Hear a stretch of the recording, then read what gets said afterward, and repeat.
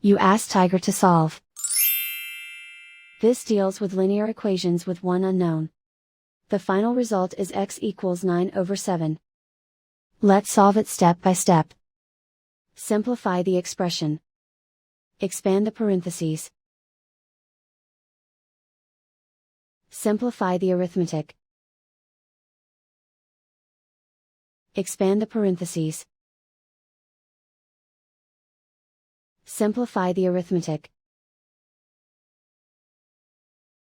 Group all constants on the right side of the equation. Subtract 9 from both sides. Simplify the arithmetic.